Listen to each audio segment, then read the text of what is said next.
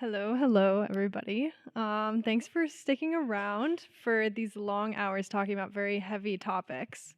But thank you to all the speakers because you've given me a lot of hope in envisioning new solutions to these issues. So welcome to our Voices of the Future youth panel. These are all youth activists from around the Minneapolis area. And my name is Anya. I'm going to be the moderator for this panel. I just finished my sophomore year of college, and I'm an environmental science major with a minor in race, ethnicity, and migration studies. So I think a lot about climate change and racism. Very happy education I'm getting. So I thought I'd just give the chance for these guys to introduce themselves and the work they do, because they'll probably do a better job than I will. So do you guys want to just go down the line? Hello, everyone. My name is Leah Harrell. I am currently finishing up my senior year of high school at Hopkins High School. On a local level, I'm the president of my school's Earth Club, and I'm working with my community through a coalition that we started called the Minnetonka Climate Initiative to bring about more bold climate policies with the city Minnetonka. And then I'm also part of a few larger networks of youth. We're working on state-level solutions such as Minnesota Can't Wait and I Matter and a lot of other youth partnership organizations. My name is Tiger. I'm a community organizer in the Seward neighborhood. I'm currently finishing up my junior year of high school at South High School in South Minneapolis. And I was very fortunate to be one of the co-authors of the first ever youth-led, state-led Green New Deal bill with Leah and Katie. So it's really good to be here. It's a very beautiful church. And thank you so much. Hi, my name is Katie. I am a senior at St. Louis Park High School. I lead our Roots and Shoots Environmental Club. I am on the City of St. Louis Park's Environment Sustainability Commission, and I'm also involved with the Rivers Park District and some of the state-level organizing that Tiger and Leah mentioned. Hi, my name is Anna. I live in Edina, and I'm a member of the environmental club at Edina High School. For the past few months, I've been working with the City Council in order to get them to endorse the federal Green New Deal and the state Green New Deal that they helped to write. And we've also been trying to work on a plan to get all of the city councils in Minnesota to come up with a climate action plan. Cool. Thanks, guys. Very impressive resume you guys make up. So I guess if the audience ever has any questions, feel free to raise your hands, shout them out. But I'll start with some questions that we have prepared. I'm curious, as youth activists, because I once was in high school and tried desperately to get people to care about climate change. What kinds of challenges do you guys face? And do you think that your age has anything to do with it, or other intersecting identities that you may have, like race, socioeconomic status, gender identity, etc.? I think one of the challenges that I've faced in working with the high schoolers in my environmental club is that we do a lot of policy work, whether it's at a local level or a state level, and it can be really complex for everyone, not just young people. So people seeing the work that we're doing and hearing about it, they don't exactly want to go sit in meetings for a couple hours a week. But I think once we get past that and we're able to draw people in for at least one meeting, people kind of see how accessible it is and what the stake that we as young people have in it. So that's been really valuable, I think. I think for myself, I came into this work not really believing that I could affect much change because I'm young and inexperienced and less knowledgeable than any politician or economist or scientist. And that has weighed pretty heavily on some of the things that I'm doing. There have been instances when I don't know how to answer a question, or sometimes I feel like I'm just repeating what the adults are telling me to say without fully understanding myself what I'm actually advocating for. So there's that aspect always weighing on my shoulders, but at the same time, I know that I can envision my future, and I am powerful enough and knowledgeable enough to know what I want and the stake that the youth have in front of us.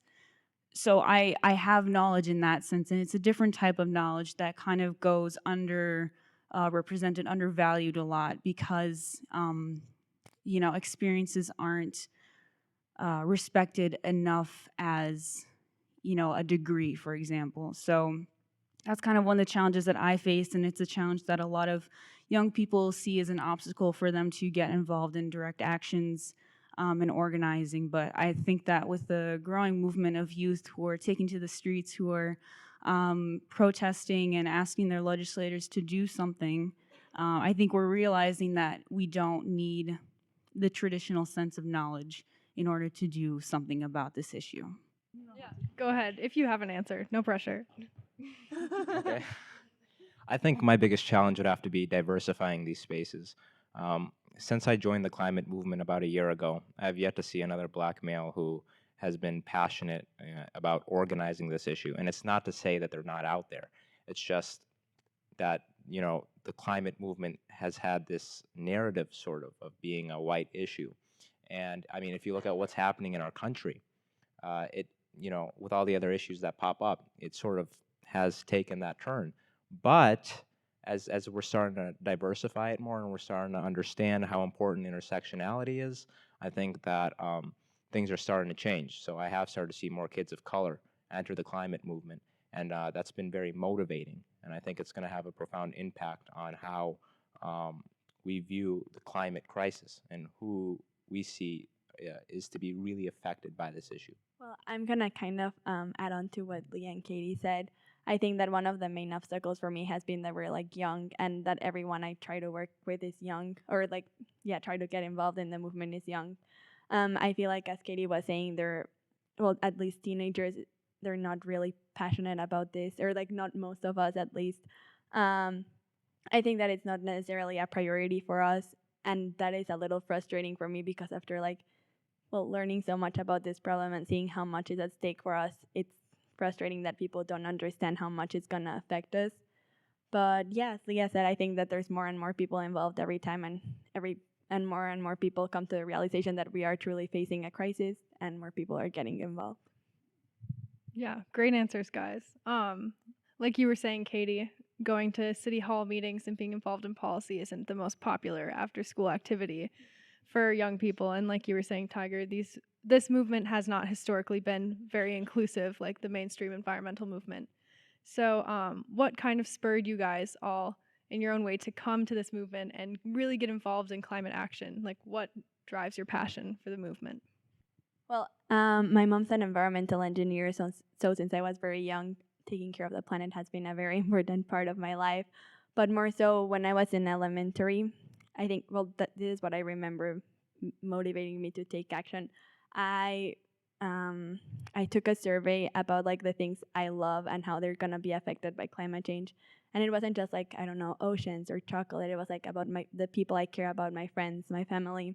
And then I just came to the realization that once again we have so much to lose because of this problem, and it's not worth risking it.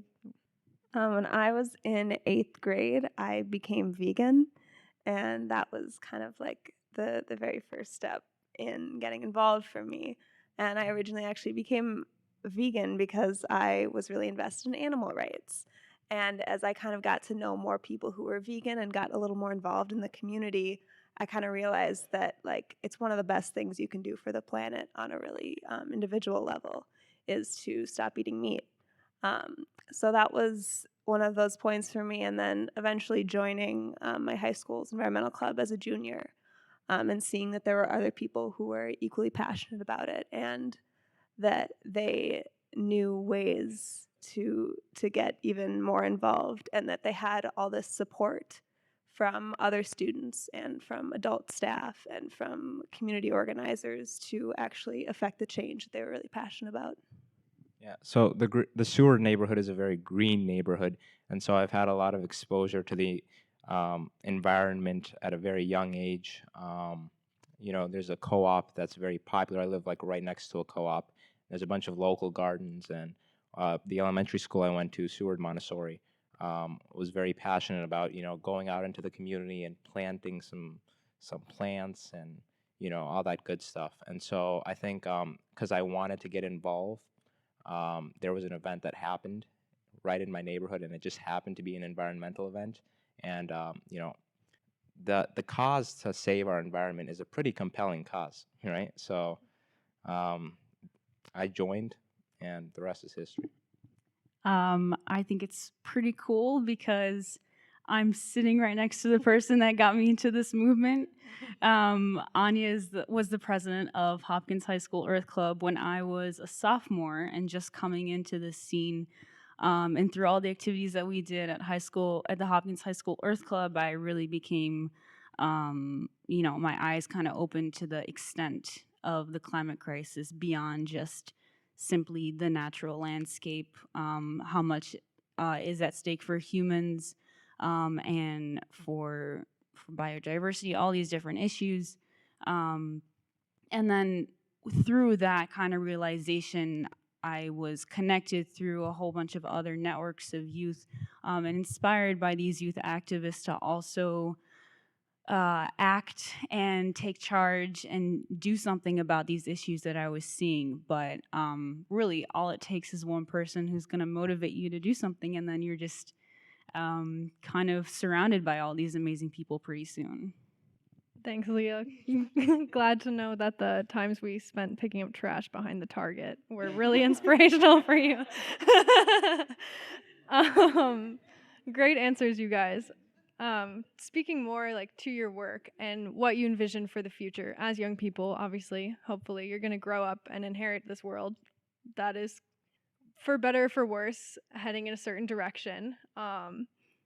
Yeah, so what do you envision for the future? How do you envision changing it? What would you like the world to look like when you are an adult? Big goals, big goals. I think one of the big things for me is that we have a more comprehensive educational system around climate, because one of the things that really compelled me to become passionate about climate change and environmentalism was an AP environmental science class I took as a freshman in high school. And so just seeing the impact that one class had on me, I think it's really, really important that that people are aware of such like an important phenomena. And Well, for starters, world peace sounds pretty good. I'd love to go into a world like that. But I think just completely changing our education system the way it is right now, I think that that'd be really good if we rethought schooling and the whole classroom setting. But also, I wanna go into a world where, you know, not only is there equal opportunity, but we look at things through a lens of equity, right? Because historical trauma and generational wealth do exist, and unfortunately, it puts us on um, an unequal playing field. And so, I think going into a world like that would be nice, to say the least. It'd be nice. Well, I really hope that in the future we are able to give, as Tiger was saying, to give everyone a place at the discussion, because I think that's like the most important thing in this issue and in every other issue that we're facing. Last year I had a unit related to terrorists and like conflicts around the world, and at the end of the unit my teacher told us that the solution was just to listen to each other, and that sounded pretty simple, but I thought, I mean, it can't be that easy, right? But it really is. I mean, it's about like really giving everyone a seat at the table and making sure that the solutions that we're coming up with are beneficial for everyone. So I hope that's the kind of world we'll live in someday. So I think it was in Lalita's slide. One of the slides was the graphic that I think a lot of us have seen before. What is equality and what is equity? And it's the thing where the different heights of people and they're standing on different levels of boxes and kind of breaking down that the distinction between those two words. And I've seen that before, but what I haven't seen is that third image in which everyone is standing and there's no barrier, there's no wall in front of them. And really just like an hour ago, I had this realization, like that is the type of world that we should all be working for. Not trying to like determine like what are the types of opportunities that we can give each other, but it's that all opportunities should be there. There should be no barriers. Obviously, that's a tall order to say, but I think having that graphic in mind really just shifted my perspective of what we are working towards. So I think that is definitely something that I hope more people are exposed to, that type of vision for what our future can look like. Yeah, good visions, guys. Good visions. Speaking to those barriers that you're talking about, that are kind of getting in the way between us and an equitable future, in your work, what does the phrase climate justice mean to you? Kind of the theme of the day is climate justice, as you may have heard. And what would you think that a world with climate justice would look like? So I can start. So the first climate justice is very new to me. I only began to really understand it and unpack it in the last few months, which feels like I'm very late to the game. And I think I grew up understanding that science is more respected, and we need to listen to the science when it comes to climate change, and that is the only community that we need to listen to. But through all the work and all the stories that I've heard and all of these different perspectives in the climate movement, I'm understanding that the scientific community is not the only community that has a voice. It's every single other type of community regarding race, socioeconomic background, religion, all of these different communities that make up Minnesota and our country. They all have a role in creating climate solutions that are just. And that is kind of how I see the term climate justice, is this bridge between the science and the people, and making sure that they're one and the same, and it's not two separate ideas that we're going towards different paths when we're talking about them. For sure. Very good question. I can spend all hour talking about that question. Go ahead. But well, this isn't the Tiger panel; it's the youth panel.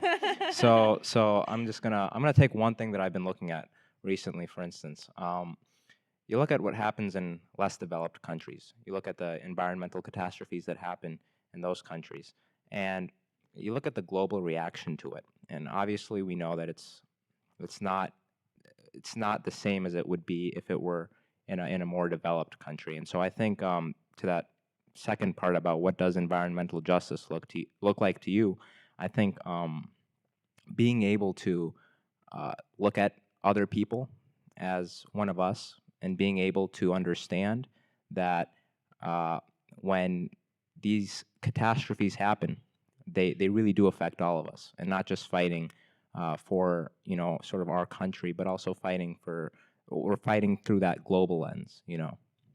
I think that for me, climate justice, I really see like its applications when I talk to people in my community who are a lot of people who are involved are kind of middle class. Obviously, we live in the United States, which is very developed, and we're not going to see the impacts of climate change like people in less developed countries, like Tiger said. So I think being able to really communicate to people that are involved that that climate action isn't necessarily always for us, but for people who will feel the effects of climate so much more severely than we will. I think that climate justice, well, when I think about climate justice, I see it not only about like looking at climate change as an environmental issue, but about like thinking about what we want our society to look like. So going back to the question that you asked us earlier about like the visions that we have for the future. Well, obviously, like I feel that climate actions give us like the opportunity to improve our world in so many different ways. And if we do it right, if we do include everyone, give everyone a place at the discussion, and making sure that the solutions are just and equitable, or breaking the barrier, but good for everyone. Well, I mean, it makes our society, it will make our society so much better if we do act on climate change, not only to make sure that, obviously, that we're safe, but just in general, it will improve our world in so many different ways. So that's, Yeah, kind of shifting the focus a little to your guys' work and to the problem itself. A lot of the speakers earlier discussed different ways of approaching the problem of climate justice and how like environmental degradation affects different communities in different ways. How we can look at it through like a lens of agriculture, food insecurity, food deserts, just the list goes on and on, health effects of pollution. Yeah, and there are a lot of different ways to think about solutions to like environmental problems and climate change as a whole, from like the people who are like ban drinking straws to the people who are like Green New Deal right now, kinds of different levels. So, in your experience and like in your own opinion, what do you think is like the kind of solution that we should be aiming for? Are there multiple types of solutions that we can create to kind of fight this? Some would call it a wicked problem. I think just like educating the masses of how important this issue is, and uniting people around this problem. I honestly think that because of the current environmental status, this issue is just super strong, and it really does take an amalgamated society to take it on. So I think one, uniting people, and two, educating people about what they're fighting for. Rather than just using bodies because it looks good. So I definitely think that it needs to come from the heart.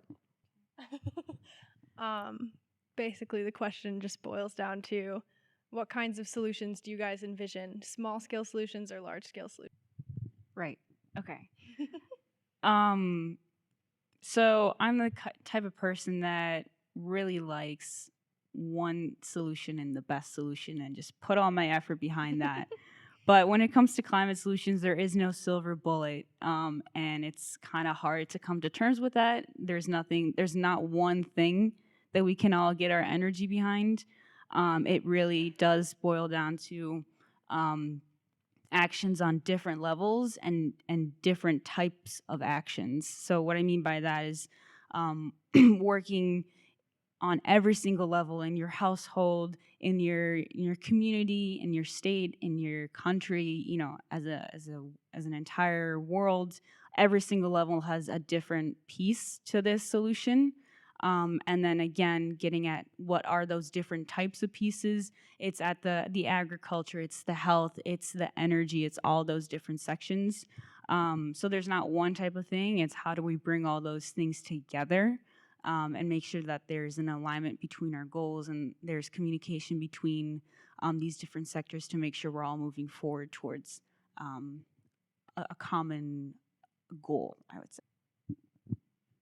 I actually wrote my college essays on this. I'm very, very excited. I think kind of definitely what Tiger said around educating is very, very important because you want people to know what they're fighting for, and it makes people all the more passionate about what they're doing. I also think that in terms of looking at whether you should focus on more like small scale, local, community, personal action versus should you focus on policy and large corporations, large businesses, I think personal action and community action is really important to the effect that it gets people involved and shows that climate action is accessible and that everyone who participates is necessary and appreciated and has a voice and a perspective that will really contribute to the movement. But I also think because the majority of greenhouse gas emissions come from large corporations, that we can't just look at personal action and encouraging recycling and composting in individual households. We really do have to look at big policy solutions and invest a lot of time and money in those. Yes, I completely agree with everything that you guys said. I personally used to be all about educating people and trying to change the way they thought about this problem because I thought that there was really no way that laws could really change our society if we weren't able to change by ourselves. But as Tiger was saying, these are really strong, and I think the way to phrase it is like urgent issues, so we don't really have time to educate everyone and make them realize that this is an important problem. We need someone to, I feel like I personally feel that our minds are already changing, so we need our laws to follow up and change as well. And for those people who haven't changed their minds yet, we need the laws to tell us that no, this is what we have to do because science is telling us that this is what we have to do. So just because of the urgency of this problem, I think that what we need is a governmental change. Yeah, definitely people have to be involved, and yeah, of course, community involvement is definitely important. Giving everyone a place in the solution is important, but I think that our laws have to change in order for any solution to work. Yeah, thank you. So many of you guys and many of the like youth that I work with at iMatter are in a position where they aren't old enough to vote. They don't have a lot of like political efficacy in that specific arena. Yeah, and I've heard a lot of frustration echoed with like the way that adults in positions of power are handling the situation.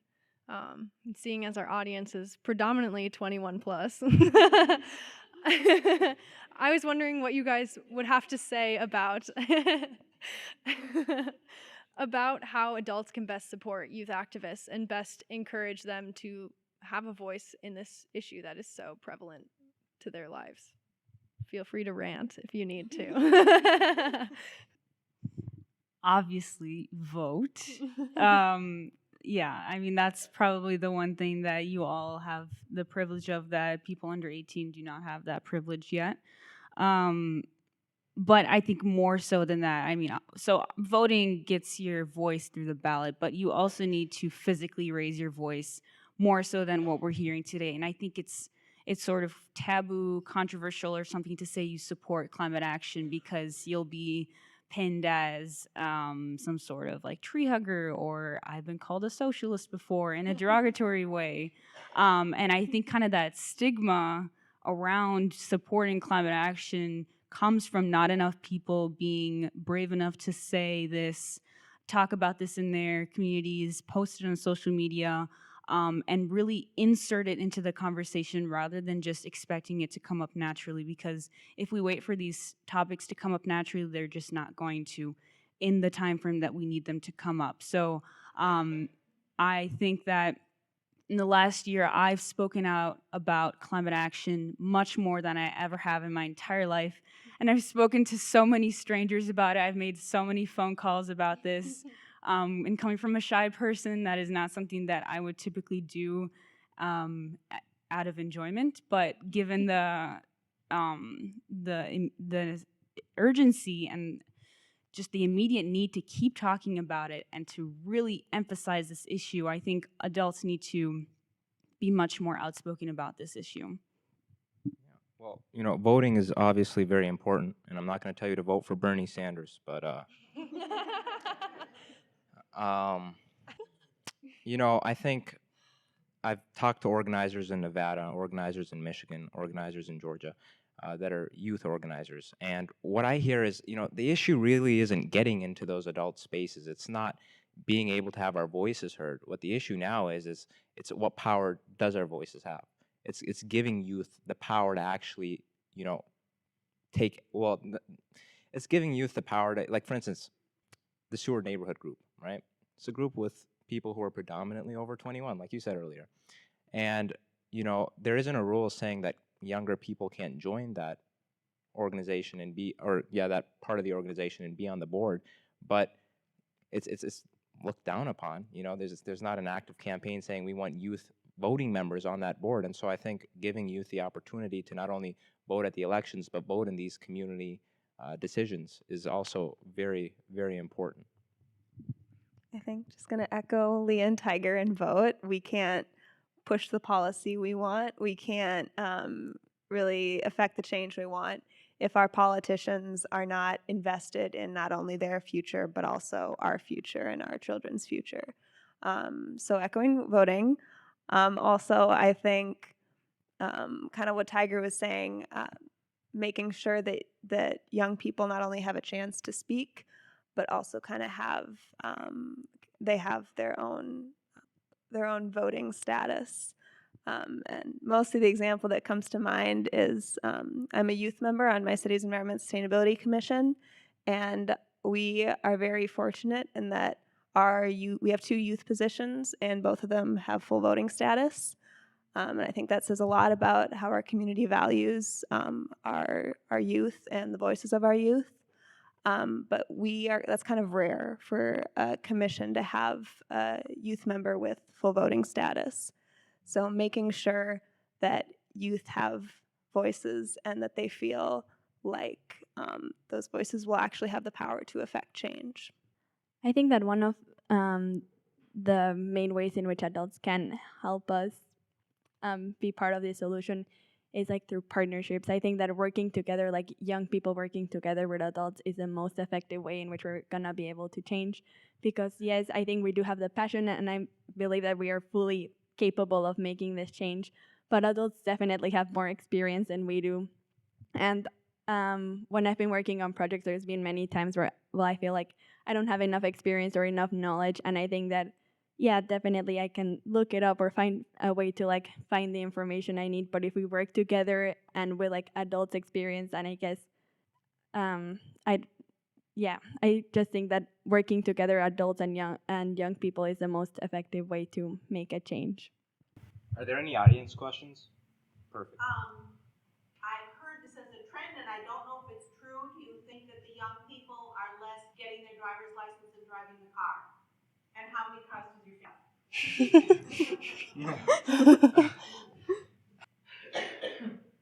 So I don't think people my age are less interested in getting their license. I say this from experience, of course. But I definitely think a lot of young people want to get Teslas. They want to get the nice cars, right? The nice environmental friendly cars. So, yeah. I think that brings up an interesting point, though. Yes, I have my own driver's license, and in my family we have 2 cars. But what I think would be very different is if I would have had more opportunity to take public transportation. And I live in the suburbs, and that's not as readily available as maybe it is here in Minneapolis with the light rail and all that. And they are building a light rail route that is going to get into the suburbs, but that's going to be completed, 2023, I think? And I'm out of here by then, for sure. Bye, Leah. So I think if there is more connection between our greater Minnesota areas, our suburban areas, our urban areas, there might be a shift in youth incentive to get their own cars and get their own driver's license. And I think that is something that would be very beneficial for our state as a whole, to really make sure we're more connected with our public transportation. Are there any more audience questions? Do you guys want to respond? Sure. So I think young people want the ability to drive because it gives them a lot of independence. That's why I wanted the ability to drive. And so I think kind of what Leah was talking about in terms of creating infrastructure, which again is spurred by policy. So echoing the policy piece on environmentalism, but creating infrastructure that allows for transit, for public transportation, creating incentives for electric cars, creating incentives for biking, etc. I think that's really important and helps foster that same sense of independence, because I think it's more important to young people that they're independent than they specifically drive a car. Well, I think it is important for young people to understand the problem. I walk to my school. I mean, I don't have my driver's license yet, but my neighbor does. He lives right in front of my house, and he does drive every day to school. And I live less than a mile away from school, and every time my mom does pick me up from school, I feel a little guilty in a way, because I understand what that means to the environment. And I feel that, well, there's school buses that can take people to school and back to their houses. But yeah, once again, because of the independence and because they don't fully understand what that action of taking their own car means, I just feel that if they did understand what the impact that has, it would really I think it would be a big incentive for them to stop doing it. Yeah. So one last question to round out the day. This one is kind of 2 questions in one, so a bit of a cheating on my part. But I wanted to ask, what is the accomplishment that you are most proud of in your time as an organizer? And to counteract that, also, how do you balance between activism and your real life, which I'm sure is full of fun things outside of activism, hopefully? So in terms of my proudest achievements, definitely we've had some really great events that have had some great attention, great attendance. But I think in terms of my own personal accomplishments, it's being able to grow as a leader and feel empowered beyond my expectations of myself. And definitely this year I've grown so much. Again, as I mentioned, I would call people as part of one of our press outreaches, and I hate calling people so much, but I'm really dedicated to this movement. And just being able to be proud of myself that I took myself out of my comfort zone and did something that really scared me, but being empowered to do it. And I think that's kind of rippling throughout the youth movement. A lot of people are stepping up and doing things that they don't think they have the confidence to do so. And then the second part was, what was the second part? Work-life balance. right. So yes, there were times when I was not balanced enough in terms of weighing activism in school. And sometimes when I would take time for myself, I would feel guilty that I'm not doing enough to solve this problem and that there's always more that I could be doing. But at the end of the day, I have to remind myself that I'm only one person. I'm not going to change the world all by myself with just my actions. And there's other people who are working when I'm not, and when they're not working, I'm working. So as long as there's this collective effort to balance out our balances, I think we're all going to move forward together, which is great. So to answer the first part of the question, I think throughout this year I've definitely gotten more into activism and organizing, and just meeting people with so many different points of views. And when you meet a lot of people with different ideas than you, at some point, even if those ideas may conflict with your own personal values, you start to sort of get this sense of, okay, thank you for sharing your opinion. I disagree with you, but I can still work with you in a sense. And so I think my ability to compromise is something that I'm very proud of right now. Obviously, when it comes to materialistic things, I think the Green New Deal, making sure that got proposed and starting we didn't start it, but we helped contribute to the national conversation about it. And what was the second question? The second part again? Work-life balance. Oh, unfortunately, I don't have any other life besides organizing and activism. I just dedicate myself so much, and really though, I'm serious.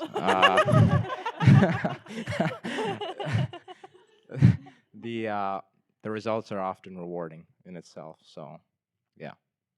I think one of my proudest achievements is being able to find my way around the Capitol now. I was not able to at the beginning of the year. So also, I think one of the things, as someone who obviously I have a lot of friends who who are very active inside the climate movement, but I also have a lot of people that I'm friends with in my workplace, at school, who aren't necessarily quite like all in to the climate movement and into activism.